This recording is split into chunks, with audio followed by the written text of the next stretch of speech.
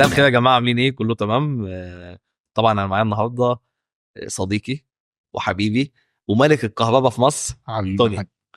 حبيبي الحمد لله يا حاج عبد، نشكر ربنا الحمد لله. عامل ايه؟ كله كله كويس. بخير. احنا يا باشا ولا نجوم ولا بتاع، احنا باشا ناس انت بننصح باهميه العربيه الكهرباء وبننقل تجربتنا.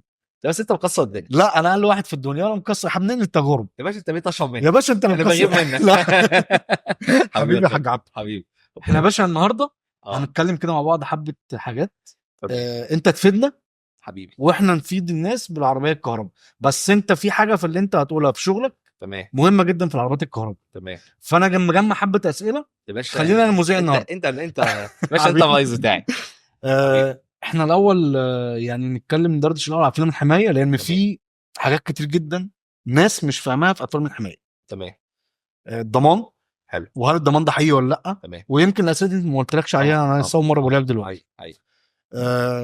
ايه الفرق ما بين الماركات؟ هل الصناعات دلوقتي كل موجود؟ تكلم اي حد، لو دخلت عند محل صغير، انا وكيل وانا مستورد ايوه وانا ايوه بطير في الجو، ايوه ايوه. فانا هعرف ازاي كزبون عندي عربيه حلو. عايز احافظ عليها؟ حلو السؤال ده. هعرف ازاي ان الخامه دي خامه الزقها على عربيتي بعد ما اشيلها، بعد شهر، بعد سنه، بعد سنتين، بعد 10 سنين، ما تبوظليش البويه بتاعتها بتاعت عربيتي اللي انا دافع فيها فلوس. حاجات كتير، بس تمام الاول نمسك نقطه نقطه الاول اللي احنا اتكلمنا فيها. تمام. بص يا توني، طبعا مجال افلام الحمايه طبعا زي ما انت عارف كبير جدا، بس دي انا حقيقه. هقول لك بالمعنى البلدي. انا النهارده داخل اشتري عربيه مثلا من عند الليسي، تمام. هل زي اللي انا داخل اشتري من واحد في حاره؟ ده طبعا احنا بنتكلم في براند نفسه كعربيه. اه. تمام. لا، وبراند نفسه اسم المكان نفسه اللي انا رايح اشتري من عنده. تمام. النهارده انا واحد زي الليسي ده، واول حاجه هو يخاف على اسمه. اسمه. تمام. تاني حاجه بيخاف على العميل بتاعه، لان انت النهارده العميل ده بيجيب جنبه مش عميل تاني، بيجيب جنبه جنب 10 او 10 20 عميل. بالظبط. صح. انا هكذا كده. النهارده انا راجل اشتغلت في افلام الحمايه، انا كنت راجل صنايعي في المهنه، كنت راجل. اساسا طبعا. يعني شاربها يا باشا شرب. احنا بقالنا 52 سنه ما شاء في مهنه الله. اكسسوارات العربيات.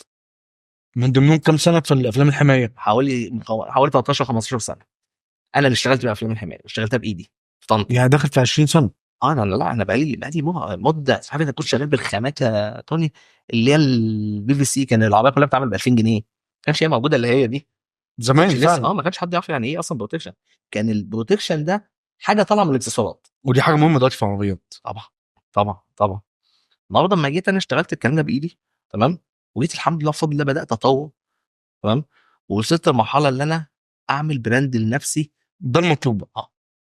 النهارده انا اتعرض حط تحت الكلمه دي بالخط اللي ناخد وكاله مثلا زي سي ام، تمام. يبقى عبده الامير عنده سي ام. مع ان الناس طالعه تقول لك 3 ام ملهاش وكالات في مصر، وده و3 حقيقي. ام قفلت مش عارف فين، ده حقيقي. وبقى كلها صين. ده حقيقي ملهاش وكالات في مصر.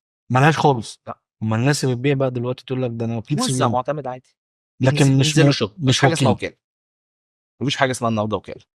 مم. تمام. دي حاجات مهمه ان الواحد المفروض يعرفها. النهارده انا كراجل كعبده الامير، لما اجي مثلا اتعرض عليا سي ام سيبل مثلا، اتعرض عليا هيكسس، كل دي وكالات معروفه. تمام. بس تعالى شوف مين الوكيل المعتمد بتاعهم. مفيش.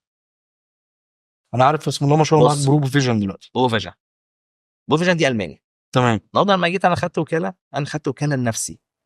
حتى اما بتيجي مثلا تشوف مثلا الويب الحاويه وهي سايت نازله، بتاعهم بالسايت بتاعهم هيقول لك ابن طبعا عبد الامير طبعا. كذا كذا. النهارده حتى لما تيجي تشوف الحاويات بتاعتي نازله، التابول بتاعه هو اللي يثبت لك اللي بيني وبينك ايه. بالظبط، هو ده اللي بنتكلم فيه بقى. بلدي، ان انا بكلمك الليبل بلدي يا وقت. ان الليبل بتاع الخامه اللي انت بتستوردها مكتوب طب عليها اسم المستورد. النهارده لما تشوف الحاويه بتاعتي نازله مكتوب عليها بروفيجن باي عبده الامين، بس دي كفايه. خلاص انت مش عايز حاجه تانيه. خلاص. يعني مش هروح اقدر حاويات واحط فيها شغل. ده طبعا، او لا تعمل ستيكر الحاويات بتاعتي، وانا بتعمد اللي انا كل حاويه بنزلها بصورها فيديو وتروح تمام، منزلها عند بشوف انا فعلا، ووري الناس الشغل بتاعي عامل ازاي. تمام. انت وصل النهارده لمرحله يا توني اللي الناس جايه مش تشتري بروفيجن، تشتري اسم جدع جدع، عشان عارف لا عشان قدر لو في الله مشكله انا بالظبط اللي هعرف هشيل. انا هروح فين. طبعا. هروح فرع ده ولا الفرع ده ولا الفرع ده. هيروح لعبده الامين يا باشا، ده انت هتكلم عبده الامين نفسه. ما شاء عشان الله. كده انا ببص لقدام.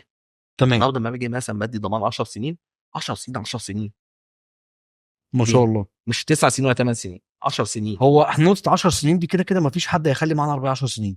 حلو بس هي بتدي بس هي ثقه اكتر. هي بتدي ثقه، بس العربيه دي انت النهارده بتبيع عربيتك، انت الضمان كابت الضمان موجود معاك في الجو. عربيه بالظبط. انت اللي باكي في المحميه ده هيجي لي. اه يعني لا لو حد اشتراها اه طبعا عادي يا باشا، انت الضمان هو ملوش دعوه باسم مين. مم. طب النهارده ضمان بتاع عربيه، تمام.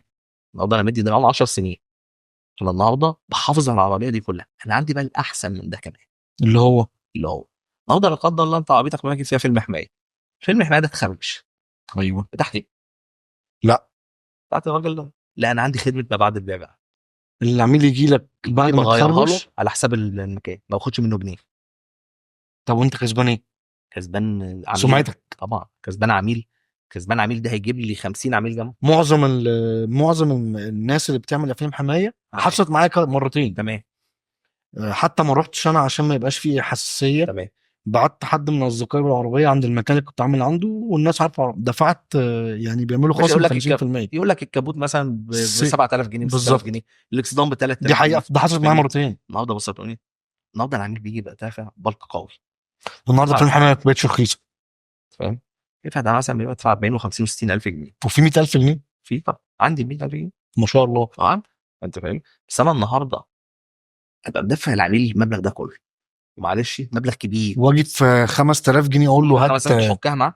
لا طبعا. والله العظيم انا قبل كده مش مره واحده، انا قبل كده عربيه مرسيدس طالعه من مدينه نصر من فرع مصطفى النحاس عندي، والعربيه طالعه وجي عين بتروسيكل واخد جاي قلب تك. العربيه كله، لسه العربيه طالعه من البلد لسه طالعه. انا الصوت خلانا نجري نشوف في ايه ده، الحمد لله شلنا البروتكشن ما لقيناش ما فيش حاجه تطور. تحت العربيه. الاوكرا اتكسرت وفانوس بس ايه، ما فيش حاجه في الصاج. الحمد لله. والله العظيم دخلت العربيه تاني، الراجل بقى قاعد يعني يتشاهد يقول الحمد لله. ما شاء الله. دخلنا دخلنا العربيه، على حساب غيرت له جنب العربيه كله، ما دفعتش جنيه. الراجل ده جاب لي كام عربيه بقى جنبه، السمعه يا حاج بتفرق. والله منزل، والله العظيم السمعه. منزل العربيه على الجروب بتاع مرسيدس، تمام، جات لي فوق 15 16 عربيه بنفس الموضوع ده، ما يبقى انا شاء الله. كسبت. فانا النهارده عايز اوصلها لك ازاي. انت مش محتاج دعايه يا حاج يعني. حبيبي حبيبي لا بجد والله اسمك ما توني شاء والله الحمد الله. لله. انا كان بعدني بس عندك ان انا ساكن في مصر الجديده، فانا مش عارف. حبيبي يا حبيبي انا مشوارك هجيلك بقى تبقى. التجمع خلاص ده انت بقى هتيجي جنبك تنور. يعني ده حبيبي انت خد بيه. تنورني. طيب السؤال المهم، قول. انا دلوقتي عميل ما روحتش للحاج عبده الامين في المكان بتاعه. حلو دخلت عند حد وراني كرتونه مكتوب عليها ايا كان النوع، تمام. انا واكلها وما شفتش حاجه. اعرف الخامه ازاي ان هي اصليه؟ يقول لك عليها نانو، اصل هي بتعالج نفسها ضد الشمس، لو اتحكت مش محتاج تمسحها، هي بتعالج نفسها مع السخونيه. في اشتغالات كتير. بص يا طارق، انا عايز اقول لك على حاجه، اغلبيه الناس اللي في المجال في منهم ناس محترمه جدا، تمام. وفي ناس بتشتغل شغل مضروب. انا اعرف ازاي بقى كعميل؟ هقول لك تعرف ازاي. النهارده انا مثلا داخل لعبده الامين، تمام، عايز استعمل مثلا بروفيجن.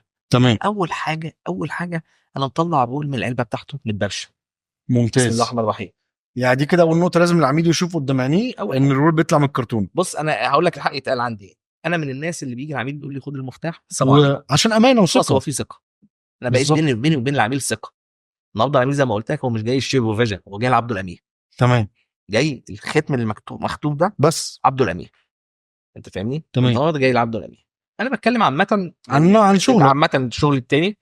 النهارده مثلا عميل داخل في مكان، تمام، وفي اماكن خلي بالك الناس محترمه جدا وشركات قويه جدا، في شركات قويه جدا، تمام.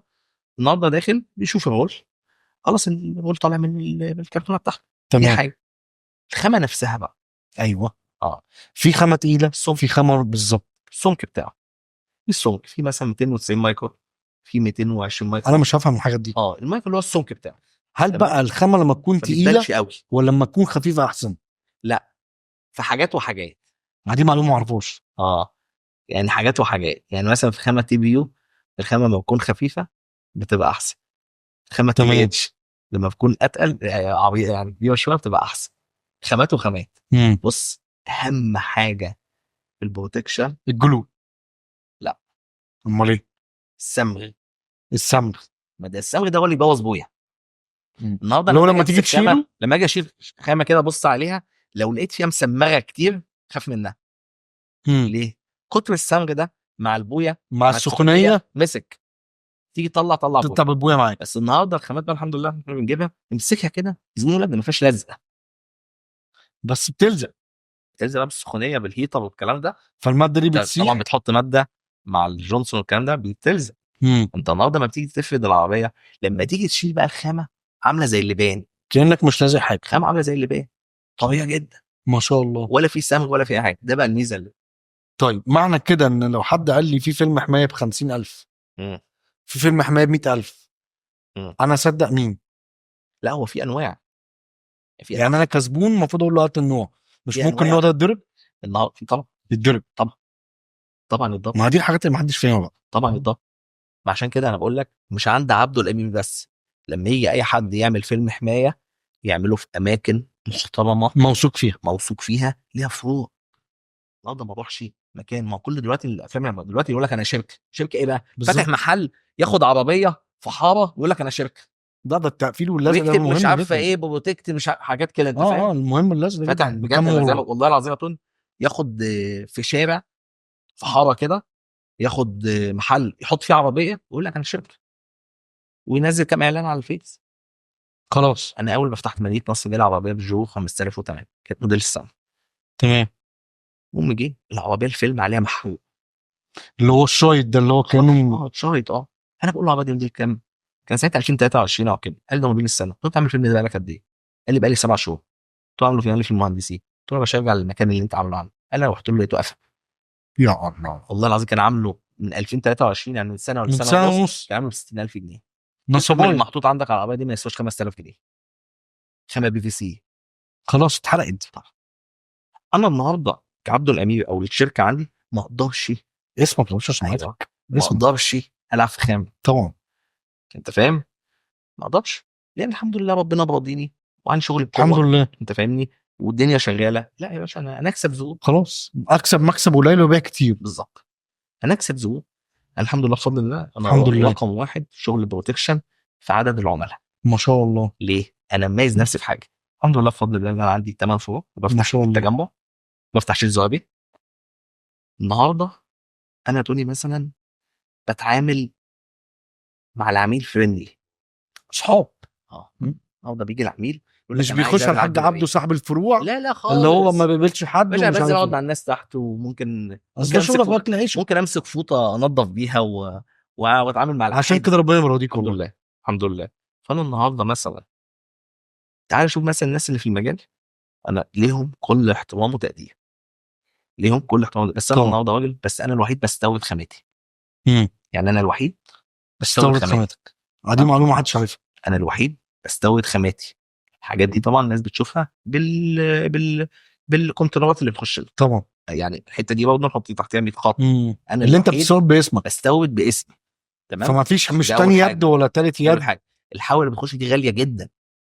الحاويه نفسها بيبقى فيها 1400 رول، ما شاء الله. فغاليه جدا جدا. رقم طبعا. طبعا النهارده انا الحمد لله بفضل الله بستورد في السنه الحمد لله عدد حاويات كتير ما شاء الله. بحكم شغلي. عندي 8 فروع بفتح التاسع، ما شاء الله. انت فاهمني؟ طيب طبعا انا بتكلم في نقطه ايه، كل مكان ليه احترامه وتقديره، طبعا. الناس دي فوق دماغي كلهم. بس انا النهارده ما بنافس حد، انا بنافس نفسي. بالظبط في الجوده وفي انا الخدمه. بنافس نفسي مش غرور، ده بس لا انا خالص. بقوي نفسي. النهارده انا حاطط نفسي في ليميت، الناس كلها ليها احترامها وتقديرها، بس انا ما بنافسش حد، او انا مش، ما فيش حد في بالي، يعني انا تمام. مركز مع حالي. بالظبط. النهارده توني راجل شاطر في حته الكهرباء. النهارده ما بيجي يقول لك ايه توني، يبقى توني خلاص على الكهرباء. انت النهارده بتنافس نفسك، مش بتنافس حد. بتقوي نفسك، بتقوي اسمك. انا الحته دي ماشي بيها دلوقتي، وصلت المرحله دي. ربنا اللي يوسع عليك. اهم حاجه العميل عندي يبقى ماشي مبسوط ومرضي. مهم بقى نقطه العربيات الكهرباء في البروتكشن بتاعها، تمام. ان العربيات الكهرباء هي في الصيف امم ودرجه الحراره عندنا وحشه، ده حقيقي. بتبقى عاليه، فتلاقي التكييف بيبقى وحش في الصيف معانا. بنعمل عزل. بنعمل عزل. ودرجه الحراره كمان في الصيف بتاثر على المدى بتاع البطاريه. دي مشكله بقى، دي انا عايز اسالك فيها. رغم ان انا من الناس اللي انا بركبها عربيات المانيا، انا بركب تمام. مرسيدس، ف كان في دماغي ان انا اركب عربيه كهرباء، وقلت ان انا عايز اركب. جميله العربيه الكهرباء عجبتني بقى كلها. قوي البي واي دي. تحفه. انا معايا بي واي دي. انا الحمد لله بفضل الله احنا عاملين اكتر مثلا في خلال الاسبوع ده اكتر من 20 30 عربيه. ما شاء الله. الحمد لله بفضل ما شاء الله. انت فاهم؟ انا معايا بي واي دي سونج اللي سافرت بيها من العربيات مصر اللي هي لمرات. اللي شبه اللامبورجيني. ما دي اللي معايا السونج اللي اسمها. ده فعلا شبه انا اول ما العربيه دي كنت انا قاعد في المكتب فوق، فبقول للراجل فاكرها مدير الفرع، بقول له ده مين اللي راكب لامبورجيني لامبورجيني اورس ده؟ بالظبط. بالظبط. مم. ده على فكره لامبورجيني ده ترفع قضيه على BYD. 660 كيلو وعربيه مسافتها حلوه مش وحشه. ايه بقى موضوع البطاريه؟ هو العربيات الكهرباء عموما في الصيف الحر قوي، اه درجه حراره الشمس العربيه في دوره التبريد بتاعه البطاريه بتبقى دوره تبريد مائي. امم في الشمس والقويه قوي بالبطاريه بتوصل لحد مثلا درجه حراره مثلا 50 او ايا كان الرقم، تمام 35 40 بتلاقي البطاريه بتسخن. فانت عشان تسخن تبرد البطاريه دي محتاج في حاجه اسمها تبريد مائي وتبريد هوائي. مم. في العربيات التبريد الهوائي بتشغل دوره التكييف، والتكييف بيخش يبرد البطاريه. في التبريد المائي الاثنين بيشتغلوا مع بعض، في عربيات بتشغل التكييف، في عربيات بتشغل البطاريه. دي بتحل الحاجات ان الشمس دي تاثر على البطاريه او السخونيه مش تاثر على البطاريه. تاثر، لا هي محتاجه بتاثر عليها في السخونيه، فانت محتاج تبرد. فانت لو في فيلم حمايه محترم عزل العربيه من جوه، فانت طبيعي درجه حراره العربيه مش تسخن. تمام فده تمام مهم جدا في العربيات الكهرباء. تمام. لا هو الفيلم الحمايه طبعا، في الفيلم الحمايه وفي العزل اللي هو على الازاز. العزل حلو مهم جدا طبعا، العزل بس طبعا مهم، وانت سايق. وانت سايق طبعا مع التكييف. لكن العزل اللي هو بتاع درجه الحراره ده البروتكشن، البروتكشن طبعا هي طبقه تحمي العربيه طبعا من السخونيه والاصفرار بالظبط. والكلام ده كله طبعا يعني. لا البروتكشن لكن العزل مهم برضه عندنا جدا في طبعا الحر. انا برضه العزل من الناس اللي انا بستورد خامات بالعزل. برضه عندي CM، وانا عندي في الفروع تلاقي شغل CM موجود، بس هو مش تمام بتاعي. يعني ايه مش بتاعي؟ محترم والله. انت هو بتقول مش بتاعك مش بتاعي. انا راجل النهارده واخد وكاله، واخد وكاله بروفيشن، بروتكشن، بس خلاص. لكن عزل لا. عزل لا لسه ما خدتهاش، ربنا يكرمك والله. ولسه ان شاء الله بنمهد الصيف الجاي هندخل بروفيشن. ان شاء والفتره الله. الجايه ان شاء الله ما افتح فرع التجمع هشتغل بروفيشن بس. يعني مش هتشتغل ماركت تانية؟ لا لا مش هشتغل ماركات تانية. اسم لنفسك بقى خلاص. خلاص انا كان عندي ناس المان جايين من تبع بروفيشن تبع البند. كان عندي من كام يوم، هم شافوا الشغل وشافوا جوده الشغل ما شاء الله. وشافوا العماله اللي عندنا. انت فاهمني؟ ناس مبسوطه بالوضع ربنا يوسع عليك. الحمد لله بفضل الله. النهارده انت وصلت لمرحله توني اللي انا ماضي عقد مع الناس دي، اللي هم ما ينزلوش شغل نهائي لاي حد في لاي مصر حد. عشان ولا اسمك. شغل هو بينزله في السعوديه، ينزله في دبي. انا يعني بالمره انا كمان انا ان شاء الله هفتح في السعوديه ودبي يعني ان شاء الفتره الله. اللي جايه. ينزله هناك، بس ممنوع شغل يخش من السعوديه على مصر. على مصر، او من دبي على مصر. يجي من المانيا على طول على عليا مصر. بتاعنا. دي حاجه حلوه يعني ما يعني. حدش شغل دماغه مثلا يقول لك ايه بمواصفاتك انا هروح بمقاييسك. اجيب واجي ومش النهارده ممتاز. النهارده انا مسجل العلامه دي ماركت. عشان ما حدش يسرقك، دي اهم حاجه. النهارده الفروع كلها كانت فروع كلها يا توني مكتوبه اسم عبده الامير بالعربي، لكن ما كانش تحتيها بروفيجن. لا. النهارده انت اوتوماتيك غير، عشان انا بحتفظ بالاسم وقوه الاسم، طبعا فكتبت بروفيجن باي عبده الامير اللي هي مكتوبه على الكرتونه ليه بتاعتك. عكمته. النهارده الحلويات بتنزل بروفيجن باي عبده الامير، ما شاء الله. الرول بينزل بروفيجن باي عبده الامير، الختمه جوه بروفيجن باي عبده الامير. ما شاء ليه؟ الله. ليه؟ عشان ما يتسرقش. عشان ما يجيش مثلا عميل، مثلا ممكن عميل يبقى جاي يقول لك حد لاعب في مركب دماغه، بروفيجن. حد لاعب في دماغه يقول لك طب ايه اللي ضمني اللي انت راكب بروفيجن؟ لا يا باشا تعالى، ده الرول نفسه مختوم بروفيجن، الكيسه نفسها بروفيجن، ولو حد كل جابه حاجه. ولو حد جابه غير عبده الامير محدش فانت هيقدر. مش هيكون عليه مكتوب باي عبده الامير. النهارده محدش هيقدر يدخل بروفيجن باي عبد الامير. ليه؟ النهارده دي انا عامل لها علامه تجاريه، تمام. وعامل طبعا الاسم عبد الامير علامه تجاريه، بس عامل البروفيجن علامه تجاريه محدش يقدر ياخده. النهارده لو حد اشتغل في بروفيجن في اي فرع في اي محل انا قاضي. طبعا. لكن ممكن حد يشتري من المانيا عادي بس مش هيبقى مكتوب عليه عبده لا الامير مش هيخش خالص. خش دي كويس. بروفيجن خلاص مات، خلاص عبد الامير خلاص. خلاص الموضوع منتهي. انت ربنا فاهم؟ يوسع عليك يا حاج فعلا. الله يخليك حبيبي. فهو الحمد لله بفضل الله احنا بنعرف ازاي نطور الشغل بتاعنا، نطور اسمنا، تمام، وتحافظ عليه. وحافظ عليه. دي اهم حاجه. النهارده بتقولي مثلا احنا وصلنا لمرحله ان احنا ازاي نحافظ بقى على الاسم. بس دي اهم حاجه. ما انت طبعا. النجوميه سهله حد يوصل لها، حقيقي بس ازاي انت تحافظ بقى؟ عليها. هي دي النقطه. دي مشكله كبيره. عايز اسالك بقى في حاجه قول لي. بمناسبه العربيات الكهرباء. انا بشوف زبون الكهرباء، عارف انت بالمثل بقى بالشعب اللي احنا بنتكلم فيه، زبون الباشا. صح. بص، ملاك العربيات الكهرباء عموما هو مالك عربيه بنزين عاديه حلو قبل ما يمتلك عربيه كهرباء. حلو. بس احنا كشعب مصري احنا قبل ما نعمل شيفت لاي حاجه او بنشتري اي حاجه بنخش ندعبس شويه عليها. حلو. يعني بنشوف العربيه الكهرباء وبنحب نشوف تجربه الحاج عبده وتجربه توني، ونخش ندعبس شويه على النت نشوف الاخبار من بره والمقالات بتاع بره ايه، وبعد كده ما بناخدش القرار. بنشوف حد صاحبنا بيجرب على الموضوع وبعد كده بنمشي وراه. فزبون العربيه الكهرباء هو مش، انا مش بقول عليه زبون تنك، هو في ناس بتقول ايه عميل تنك، هو مش تنك، هو عميل مذاكر قوي، باشا مذاكر عارف انت اللي هو ايه، مهندس كمبيوتر. بالظبط، ذاكر العربيه الكهرباء قبل ما يشتريها، ده فهو حقيقي. عارف العربيه الكهرباء ايه، ده حقيقي.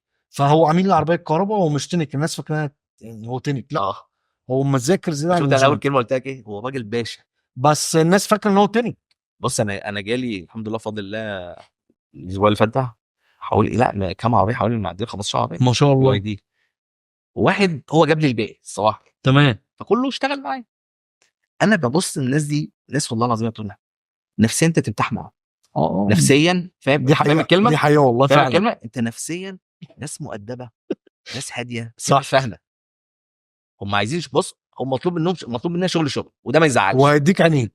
يا باشا قسما بالله لو اقول لك الناس بتبقى ماشيه مرضيه اخر ايوه رضا، انا عارف، وناس مؤدبه، احنا على ايه الجروب مؤدبه. عندنا كذا حد من ملاك بي واي دي، الحمد انا لله. اصلا قاعد من الجروب بتاع الواتساب. اه ان شاء ما الله. شاء الله، شايف من اسبوع كذا حد بعت يا جماعه انا اه رحت عند عبد اه الامير عملت بص معامله، بص وبيتكلموا على الناس الجروب. الحمد لله اللهم لك الحمد. الناس يا توني بجد دي والله، الدعايه بقى. انت بجد انت ترتاح نفسيا وانت بتتعامل معاهم. م?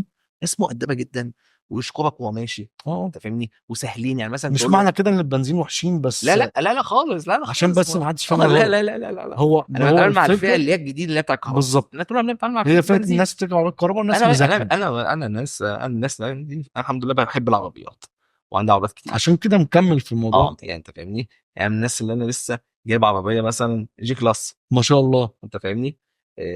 انا بتحب العربيات. بحب العربيات حبا مش منظرا اللي اركب العربيه. انا عايز بحب العربيه انا بحب الكهرباء او العربيات، البنزين، فانا عايز اجرب العربيه الكهرباء يبقى والبنزين. معايا كام عربيه، انت فاهمني. وانت برضه زي ما انت فاهم بقى احنا طالعين من الموضوع الحاره، يعني اهو، يعني احنا الحمد متربيين لله في حي في شعبي حي يعني، شعبي، فاللي وطلعنا هو واجتهدنا الحمد واشترينا لله، والحاجه بيفتخر بيها الواحد، بالظبط. مش بي لا مش طبعا، طبعا الواحد طبعا بيفتخر بدي. اللاجونه ربانه تربيه. طب ليه؟ طب ويا باشا ايوه طب تربيت ليه عليه. طبعا، جدع جدع. انا عارف إن انت بقى طبعا فالواحد من شبرا، من اه طبعا رجال من شبرا. الشبرا الرجاله. حبيبي تمام بحاج طبعا عبد، محمد نجاتي من عندكم هناك، محمد انا نجاتي من مدينه اخوي ايه. السجن الخلفيه اساسا. ايوه الخلفاوي. اه فاحنا النقطه المهمه اللي كنا عايزين نوصل لها برضو، عشان برضو الكلام من الناس ما تتوهش مني، ملك العربيه الكهرباء مهمه جدا بالنسبه له البروتكشن، طبعا جدا. طبعا طبعا. والمضروب والانواع السليمه دي لازم طبعا يسال بقى ويصور في كيو ار كود بالدرج، ده اللي اول مره اعرفه. بص يعني في كذا حد انا كتير حاسس معاك. كتير. عشان كده انا بص بقول يا لك باشا، ايه، الكيو ار كود اهو، صوره وخش ادخلك على الموقع. بص عشان كده انا بقول لك ايه، النهارده انا يجي حد يقول لي انت وكيل معتمد سليم، اقول لا. لا. لا تمام. فاهم يعني انا إيه لا. موزع، يا باشا انا بجيب شغل. لكن مش لا انا وكيل. مش باخد من حد، بس انا بجيب شغل. بجيب شغل صين، اه لكن انا بجيب شغل البراند اكسبل، معتمد. بجيب شغل هيكسي، بس انا مش معتمد.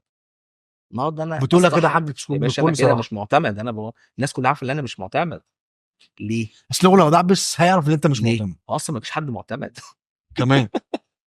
ده فضايح دي، يا باشا ما فيش حد من معتمد. قلب المطبخ يا جماعه يعني انت يعني. والله العظيم يا توني، النهارده ما فيش حد معتمد، بس في خامات نظيفه. ايوه بص بس بص هرجع اقول لك، اشتغل بروتكشن مش عند عبده الامير بس، عند الاماكن المحترمه الموثوق فيه، الموثوق فيها. شكرا. اللي عنده كذا فاهم، عنده كذا فرع، راجل عنده عماله، راجل بقى يوم له ما يحصل سنين مشكله فاتح، بقى له سنين فاتح. ما تروحش عند واحد واحد لسه لسه فاتح ما كملش ما سنه. كملش ولا اي حاجه، واخد مكانه دي كده تروح تعمل لي عربيه بروتكشن، وانت عارف اصلا ده انا كعبده الامير لو مسكت الخامات من بعض مش هعرفها. تمام صح. مش هعرفها. هو كله في الصمغ زي ما انت قلت يا حاج. وانا مهم بقى انا جدا. عشان بقى راجل في المهنه بشوف حاجه معينه. فانت يعني لقيتها مثلا جه واحد يقول لك ايه، اولع في الخامه ومش عارف اسودت ايه واصفرت، مش الكلام ده. خالص. لا مش الكلام ده طبعا. اما الناس بتجيب ولاعه وتقعد لا تولع في الفاضي كله. يعني مثلا حاجات حد يقول لك ايه، ولع في الخام هتلاقي الخامه اسودت. يا عم مفيش الكلام ده، ما بلاستيك. ما هو لازم يسود. اسود وهيصفر وهيتنيل خامه بلاستيك. بس انت النهارده تعالى، انت لازم تشوف حاجتين، اللي هي الاحتكاك بتاعها قوي، تمسكها تشدها كده تلاقيها بتتمط مط ايوه، جامد. تمام. لو ما تتمطش دي كده دي خامه بي في خامه سي. بي في سي. اه بي في اه، سي اللي هي البلاستيك. اللي هي هتبوظ لك البويه بتاعت بوظ العربيه. بيه. لما تيجي تمسك البي في سي دي تلاقيها، لا ما تيجي تحطها على العربيه بتلمع قوي يا طن، بتلمع تلاقي اللمعه بتاعتها قويه قوي. بس فيها سماء كتير. ده كان الثانيه الثانيه فيها طبعا نسبه نانو، عندي البروفيجن ده عندي نسبه نانو فيه قويه جدا، وتموت طبعا تمط تمام، وترجع تاني. امسكها بقى كده، امسكها مفيش فيها سم خالص بجد، تمسكها كده مفيش مفيش سم سم. خالص خالص، خفيف خالص، السم خفيف خالص. اللي هو بيمسك اكتر من العربيه لما يمسك تسخن بقى. عليه. انا طبعا احنا بنيجي نشتغل بجونسون، وبعد كده اتحط جوه جونسون. خد بالك محدش أنت بيقول فاهمني؟ حوار جونسون ده خالص. لا لا لا كل بتوع البروتكشن يقول لك، او معظم الناس اللي احنا حر. يقول لك يا باشا احنا بنرش ماده عشان هي الماده دي مش عارف ايه. بص يا توني، انا راجل ما محدش صريح. فاهمها دي. بص، انا راجل صريح، راجل الحمد لله الناس عارفه شغل عبد الامير ايه، وانا عندي ثقه في نفسي وعندي ثقه في شغلي وعندي ثقه ربنا في يمسي الناس اللي انا عليك. شغال معاهم. النهارده يا باشا حوار البروتكشن حوار بيعتمد على حاجتين: اسم قوي، واللي اقوى من الاسم الصنايعي اللي هيشتغل. النهارده انت ممكن تجيب خامه غاليه جدا وصنايعي يبوظ عربيه، يبوظ عربيه. يعني ايه يبوظ عربيه؟ ايه قطر وبوظ عربيه، انت فاهم؟ قطر مش عارف قطع ايه، وهو بيقطع غلط وخامه غاليه، تمام. وممكن واحد تبقى خامه تعبانه جدا بس صنايعي فت، ويطلع لك شغل طلع لك انت تنبهر بيه. هي كلها في الصناعي. يبقى انت حاجتين: صناعي اسم وصنايعي. ودول اهم حاجه بالظبط. النهارده لما جيت انا مثلا اشتريت عربيتي، في محلات كتير واماكن كتير ووضع كتير رحت اشتريت من ناس من عند مكان موثوق فيها وعارف الناس دي ايه، حد موثوق فيه، يوم ما يحصل حاجه عارف ارجع له. انت فاهم؟ حتى لو مش هيحل لك مشكلتك بس هيساعدك. بص، ما فيش حاجه اسمها مش هيحل، لازم هيحل. النهارده انا مثلا ما بيحصل فيه مشكله عندي، وارد ان احنا بنفك عربيه حاجه تقسم، صح؟ بالظبط. وارد. بتكلم الزبون تقول له حصل 1 2 3 مش بس بكلم الزبون التصليح كذا كذا، وقبل ما بكلم الزبون بكون جايب من التوكيل الحاجه، من التوكيل، مش من الحرفيين ولا من التوفير ولا الكلام ده. توكيل وضع 1 2 3، هات لي الحاجه ركب واكلم العميل، احنا خسرنا كذا مش احنا ولا خسرنا كذا ولا كذا في التوكيل والفاتوره اهي، بس مصداقيه. ممكن خسران فيها، يعني خسران في العربيه. خلي بالك بقى، انت عارف الحاجات العربيات الاي كلاس دي الخبطه فيها لسعه خبطه، بس انت بتحافظ على الاسم. بالظبط، هو ده الناس اللي تسعى، ده المهم اللي تسعى. النهارده مثلا ما تبقاش جديده، فاكر الجديده بتاعه الباب والتالت منك، لا يا بنت، التاني كليبس القطر قمت حاطط لها يمين، مصيبه. ده ليه عقل؟ لا طبعا. عربيه ب 3 4 5 مليون جنيه تحط له التمير، ما ينفعش، صح؟ انت فاهم؟ دي لها مصداقيه. وانا يعني انا الحمد لله بفضل الله عندي عماله كتير جدا في الشغل، ما شاء الله. فاهمني؟ فالنهارده انا بكلم انا بتعامل مع الصنايعي اللي عندي اللي هو مني بالظبط، مني قوي، انت بتحسسه المكان بتاعك. النهارده هو بتغلط اغلط بس قول لي واحنا هنصلح. ايوه، وانا اصلح، بس مش تغلط كل مره غلطه نفس لا الغلطه. طبعا، لا يبقى انت كده بقى عايز تاخد على من دماغك، الصنايعي. انت فاهم؟ انت كده بتوقعني، بتوقع نفسك. بس النهارده ما تغلطش، ما تغلطش، وايه، وتيجي تقوم مخبي ومداري وانا اكتشف، لا ده هيبقى سواد على دماغي، لان انت بوظ سمعتك كده، بوظ سمعتك. طبعا طبعا. حاجات كتيره خبره السوق يا توني بتحكم طبعا، اتعلمناها. دي حقيقة. النهارده انا اتعلمت خبره السوق، او السوق اداني خبره ازاي اتعامل في المجال بتاعي، وتفوقت فيه وما شاء الله بقيت الحمد لله رقم 1 عشان كنت انا راجل ابن مهنه فيها. بالظبط، غير اما اكون واخد معاك بيزنس او معاك فلوس. ايوه، فانا يا جماعه النهارده انا معايا مليون جنيه اعمل مشروع ايه بيهم، نعمل فيلم حمايه النهارده زي ما معظم بص الناس انا عايز اقول لك على حاجه، انت النهارده راجل فعلا ربنا يوسع عليك ويرزقك يا رب. احنا انت طبعا رقم واحد في حته الكهرباء في مصر، الحمد لله ما شاء الله، الحمد ربنا لله. يوسع عليك. ليه النهارده انت جيت الحته دي منك ازاي؟ انت درست وشفت جربت ايه، وحاجه باظت وخسرت فلوس، حاجات كتير، صح ولا لا؟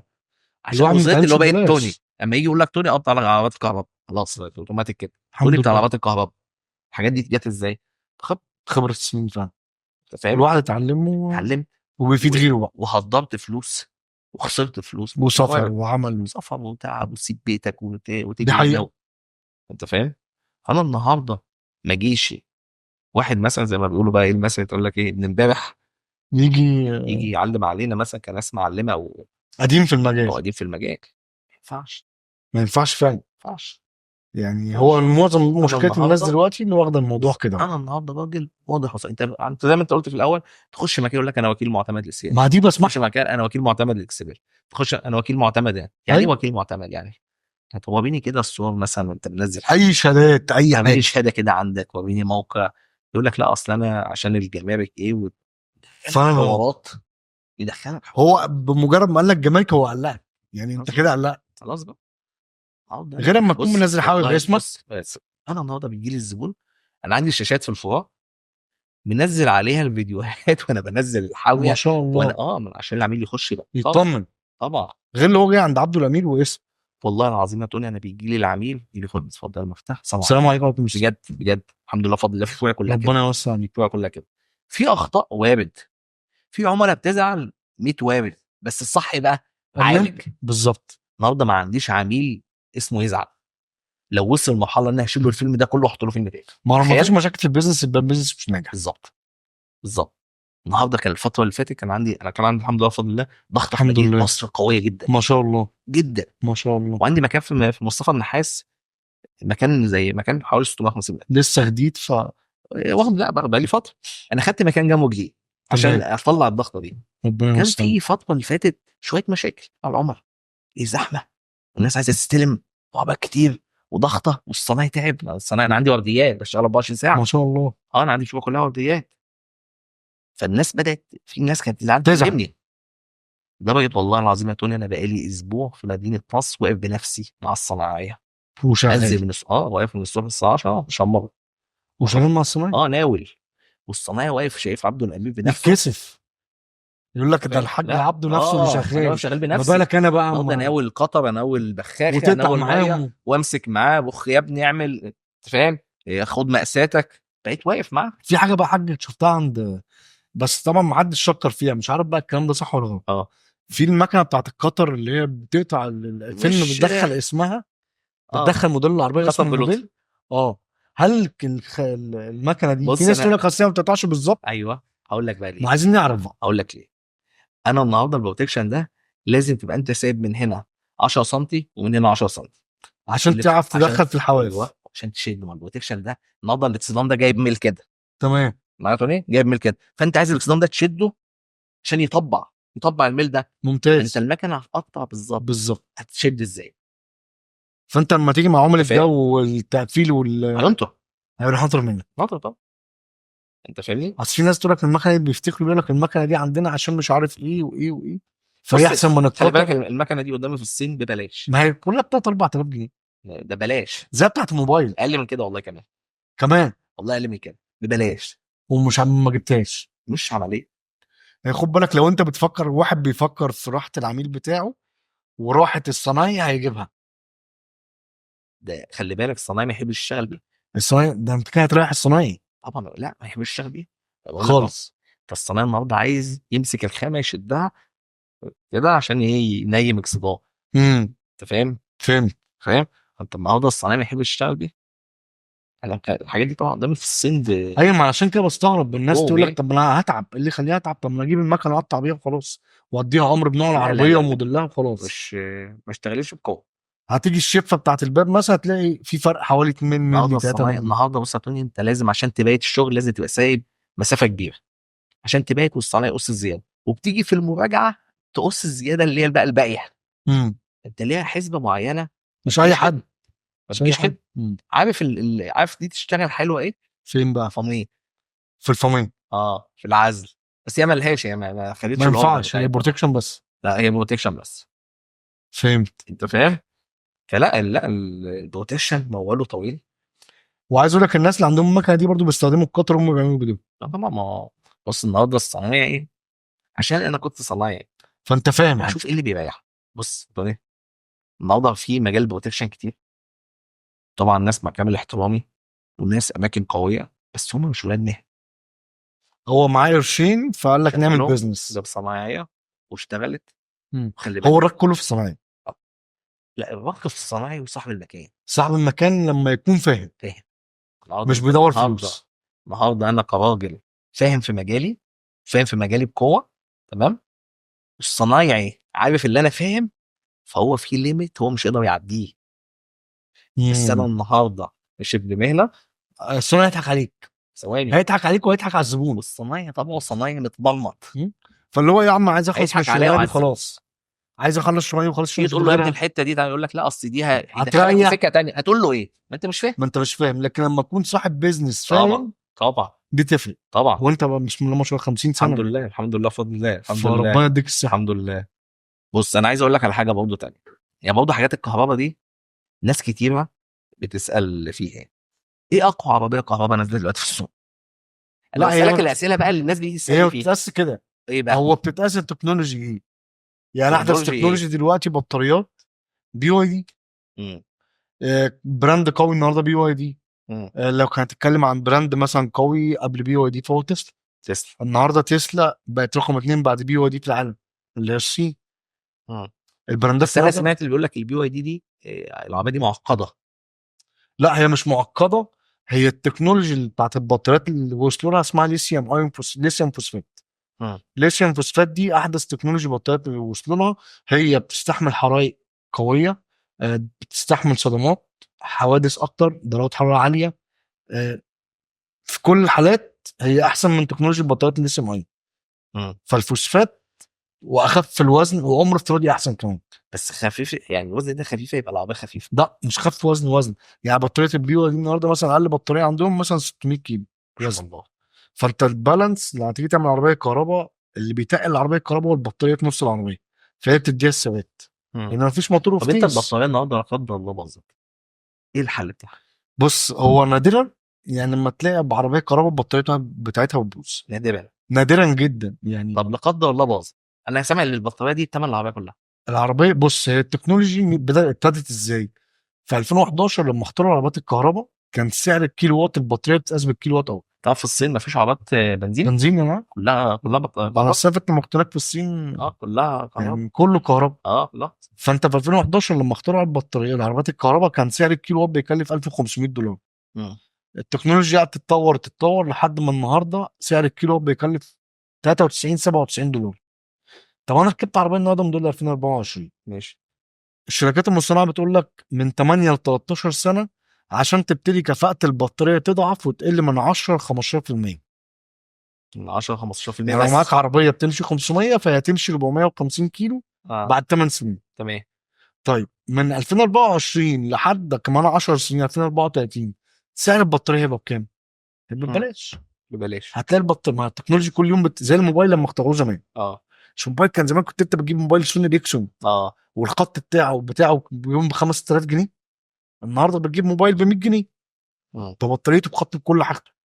نفس الموضوع العربيه الكهرباء عشان التكنولوجيا كانت جديده فهي كل شويه في تطورات عليها فهي بتقل التكنولوجيا والتكلفه بتاعتها. مم. فانت النهارده بلاش. كنت انا في الاردن لسه من 10 ايام، كان في مصور عربيه موديل 2017 لسه الفيديو هنزله بكره. تمام. العربيه دي ماشيه 221 الف كيلو، 221. ربع مليون تمام. في 7 سنين. كفاءه البطاريه بتاعتها كام؟ 98% على الجهاز، ياه. قلت 2% في 7 سنين. مم. العربيه بتمشي كانت بتمشي كام؟ كانت بتمشي 550 بقت تمشي 530 كيلو. كلام فاضي. فانت لسه قدامها 7 سنين تانيين. مم. طب البطاريه بتاعتها كانت بكام؟ كانت ب $12000. النهارده البطاريه بتاعتها بكام؟ ب $7000. مم. كان البضايع دي تتشحن عادي وتخش عادي والدنيا عاديه. عادي. طيب انت لو تنصح حد يركب عربيه كهربائيه يركب ايه؟ لو بيدور على تكنولوجي يركب بي واي دي. يدور على براند يركب اي براند لو هو ما عندوش عقده مع البراندات الصيني. النهارده الصين بقت رقم واحد في العالم. يعني اكتر واحد كنت بهاجم العربيات الصين. لا والله. كنت بهاجمها وما كنتش بحبها خالص. ما الكهرباء كلها توصيل دلوقتي. بس هم جم من فتره 16 اه لحد 20 هم كانوا بينقشوا يجيبوا عربيه بنزين يروحوا بالظبط. شايلين الموتور ويحطوا عليه عربيه بطاريه كهرباء وموتور كهرباء وينقشوا. جم من 2020 الطفره بدات تحصل بقى. من 2020 لحد النهارده بقى هم يخترعوا بيبدعوا في مم. العربيات. مم. النهارده رقم واحد الصين. خلاص هي دلوقتي ركبت خلاص. عملتك بطاريه بتمشي 500 600 و700 و800 و1000 و1200 كيلو. في 1200. في 1200. طب اسالك على حاجه برضه تاني، لازم يبقى عنده عربيه كهرباء، لازم يبقى عنده عربيه بنزين؟ صدقني انا عندي في البيت 4 عربيات في البيت كهرباء الله. اساسيه. معايا التسلا والبي واي دي والايونيك ان شاء الله. لسه بايعها من 3 4 ايام. ومعايا بي واي دي تاني جبل صغير المدينه. ان شاء الله. يعني 4 عربيات اساسيين وبروح في كل حته. هو الرك مش في لازم العربيه، الحته دي. هو الرك مش في العربيه الكهرباء. ايه بقى؟ طبعا انت لما تشتري عربيه كهرباء انت اه اول حاجه بتبص عليها لازم المدى. النهارده احنا لو بتتكلم من 3 سنين، من 3 سنين كنت اقول لك تركب عربيه 300 كيلو لان التكنولوجيا ما كانتش قويه قوي. اه لحد 2020 كان كله بيركب 300 250. من 2020 و19 بقت العربيات كلها بتمشي 500. مم. فانت النهارده لما تيجي تشتري عربيه كهرباء ما تشتريش عربيه من 500 كيلو، حقيقي. لان انا عايز اطلع هتصفي معاك 400 450. عايز اطلع الساحل هتوديني في شحنه واحده، عايز اطلع الغردقه هتوديني واقف اريح في الريست مثلا، اخد لي ريست 10 دقايق ربع ساعه احطها على محطه السريع وخلاص. حلو. فالنهارده مع تطور التكنولوجي اقل من 500 كيلو ما تركبش. مم. ده حاجه اساسيه. النهارده الرك مش على عربيه كهرباء، الرك على انتشار محطات الشحن. ايوه كنت لسه هقول لك بقى. من سنه، من 3 سنين انا كنت بقى ساكن في مصر الجديده، تمام. كنت عشان اجرب اشحن العربيه بس كده وابقى فرحان كنت بطلع من مصر الجديده التجمع الخامس اشحن العربيه وافضي ربع الشحنه وانا راجع. عشان ما كانش في محطات، ما كانش في ال 64 محطه على مستوى مصر. اه النهارده انت بتتكلم في 1400 وشويه كهرباء. من 3000. ان شاء الله. فانت النهارده ما كانش مهتمين بطريق الصعيد. النهارده في محطه بتتعمل في المنيا، في اسيوط، في سوهاج، في الاقصر بتتعمل، اسوان معموله. مم. ما كناش بنحلم بطريق اسكندريه الصحراوي. انت عندك من اول الكارته بتاعت القاهره مم. لحد ما توصل سيدي عبد الرحمن في عندك 11 محطه. اه الغردقه من اول القاهره طريق السخنه لحد ما توصل سفاجه 9 محطات. ما كناش نحلم بده كله. مم. فانت كل ما المحطات تنتشر انت عينيك هتشوف وانت ماشي ده محطه عربيه كهرباء اهي، هتبتدي العربيه الكهرباء تلعب في دماغك ليه بقيت تشوف بعينيك اه محطه طبعا. كهرباء كان دي حته مشكله، خلي بالك، اللي مفيش كبيره. محطات. بالظبط. اه يعني انا من الناس اللي انا كنت بفكر ان انا اجيب كهرباء بس مفيش محطات. انا من 3 سنين كان معايا عربيه فولكس اي دي 4 كانت 21. جميله الاي دي 4 دي. عربيه تحفه، كنت اول واحد جابها في مصر اه واتهاجمت واتشتمت ومروج للعربيات الصيني ولا اي حاجه. كانت في مشكله بتواجهني لما كنت بسافر الاردن. انا اول رحله عملتها دوليه بالعربيه الكهرباء الاي دي 4. كنت سافرت بيها بطلع الاردن. اول عربيه كانت تعدي من دوله لدوله كهرباء في العالم كله. يا سافرت بقى من مصر للاردن ولا في محطات شحن في طريقي ولا اي حاجه. هو ايه الدنيا بقى؟ كان ساعتها لسه هيلبو، كان لسه بادئين الشركه. كانت اول رحله يطلعها هيلبو معايا، كانت معايا انا في رحلاتهم كلها. اه طلعوا معايا فضلوا ماشيين معايا من القاهره من بيتي من عند بيتي من اول طريق السويس لحد ما وصلوا معايا التور تمام سيني. تمام. بعد كده خلاص انا كنت طبعا ماشي مفيش محطات شحن فماشي ثبت 80 لحد ما وصلت شرم الشيخ. كانوا عاملين محطات شحن في شرم الشيخ. فولت عربيه في شرم الشيخ وطلعت من شرم الشيخ على ده على دهب ومن دهب على نويبع عشان اركب العباره. مم. فانت بتتكلم في 700 كيلو والعربيه بتمشي 500. تمام. ال 200 بقى. من 200 وقفت شحنت في شرم شرم. ففولتها في شرم 500 وطلعت من 500 لنويبع على طول. مم. دي كانت ازمه بالنسبه لي. انت ماشي 80 والتريلات جايه من جنبيك بتعدي التريلا هي بتسبقك. طبعا. النهارده بطلع من بيتي محطه شحن في مدينتي عاصمه اداريه بعد النفق في طريق السويس في اول طريق نخل، في نخل فيه في نويبع فيه. بعد كده تخش طريق شرم الشيخ السويس راس سدر بعد كده شرم الشيخ. كل دي محطات دلوقتي. كل دي محطات. فانت النهارده خلاص بقى في محطات شحن. هتخاف من ايه؟ انت لو عمل لك نقطه شحن كل 100 كيلو فانت لو معاك عربيه تمشي 300 هتوصل اي حته انت عايزها. مم. طب سؤال بقى، امم ايه اللي يخليني اركب كهرباء؟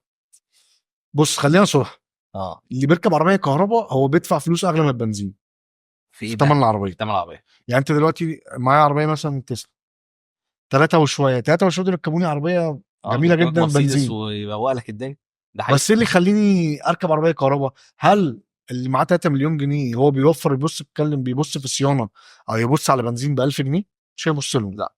بس هي النقطه في حاجه ان انت بتركب عربيه راحه. انت مشوار الصنايع او مشوار التوكيل ده وجع دماغ. دي ما بتخش فيها ولا صنايع ولا توكيل ولا اي حاجه. مفيش صيانات دوريه مفيش. لكن فيها صيانات ايه بقى؟ بس ما فيهاش صيانات دوريه. ماشي زي البنزين كل 10000 ماشي. صيانتها تربيط عفشه كل 10000 كيلو مثلا لو انت عايز تغيرها تربطها. تنظيف تيل الفرامل. بتبص على ميه تبريد البطاريه كل 50000 وبتغير زيت الفتيس العربيه الكهرباء والموتور. مم. انجن هو الجير بالظبط. مم. هو غير واحد واسع المدى زي السكوتر. مم. فانت جواه زيت 800 مللي. ال 800 مللي دول في عربيات بتاخد كيلو ونص. بس ال 800 مللي غالبا كل 40,000 كيلو او كل 50,000 كيلو حسب ارصك على العربيه مش هيكملوا 1000 جنيه مثلا. فانت كل 50,000 كيلو ده غير زيت الفتيس. هنا كده بالمعنى ده كده العربيه دي موفره. التلت والتلتين. يعني العربيه بنزين لو انا مسافر الاردن لسه لسه مسافر الاسبوع اللي فات، طلعت من بيتي لحد ما وصلت العقبه كنت صارف 237 جنيه شحن في 800 كيلو ولا 700 كيلو. فانت لو ركبت العربيه بنزين تصرف كام في 700 كيلو؟ ولا 3 5000 جنيه. رحله الاردن ب 1100 كيلو، انت ال 1000 كيلو يعني عايز لك 100 لتر يعني ب 2000 جنيه بنزين تقريبا. كده في الرينج ده رايح. بس انا صارف 237 جنيه بس. فما فيش مصاريف على عربيه كهرباء زي عربيه بنزين. طب اسالك برضه على حاجه برضه دي بقى تخص شغلي. كنت جيت في وقت كده فكرت ان انا اجيب العربيات العربيات الكهرباء السرعات. تمام. ايه رايك في الموضوع؟ جامده جدا. انت عملت كده تبقى يعني لقطه محدش عملها. هتشوف عربيه مميز. طبعا. انا عجباني قوي العربيات BYD دي. انت يا باشا هات العربيه الاي دي 4 والبي واي دي، دول اكتر عربيتين منتشرين. تلمك الصورات تتفرج على ملاك العربيات الكهرباء، لان مالك العربيه الكهرباء عيني وهو مش لاقي حاجه يصفها على العربيه. انا بكلمك بصراحه. حقيقي والله مش حاجتها مش انا موجودة. كنت بصور مع واحد لسه صديق ليا معاه عربيه بي واي دي 10 7 ركب، فبقول له صرفت ماشي 40,000 كيلو، فبقول له صرفت يا معتز على العربيه؟ قال لي والمصحف ما صرفت حاجه، نفسي اصرف على العربيه عشان ما بقاش كداب، جبت لها بس فرش صرفت عليها فرش. فبقول لي والمصحف ما صرفت حاجه على العربيه، قال لي نفسي اصرف. عايزين نجيب اكسسوارات وعايزين مش عارف ايه، مش لاقي حد يجيب لهم، فهتبقى مميز في الحاجه دي. انا بفكر مع الفتره الجايه ان انا حتى داخل في حاويتي كده، داخل حاويه حاويتي يبقى فيها اكسسوارات، بس هركز على عربيه معينه. موديلين 3 يكونوا منتشرين. اجيب لك اكسسواراتها كلها دي، هتبقى مميز جدا، مفيش حد عمل كده في مصر. وزي ما قلت لك هتاخد وش القفص. ده حقيقي. تكسب ملاك عربيات الكهرباء اكتر واكتر. حبيبي يا هيبقى بروتكشن واكسسوارات. ده حبيبي، ده انت الاصل. والله شرف ليا. انا اتشرفت بيك حبيبي يا حاج عبد الله، ما تقولش كده والله، ده شرف ليا وقوه ليا. لا انا اللي مبسوط اكتر والله العظيم. لا حبيبي يا توني، انا اللي اتبسطت والله واتشرفت بيك النهارده. تسلم لي يا حبيبي، بالتوفيق ومن نجاح لنجاح كده. شكرا يا حبيبي، شكرا، الله يخليك.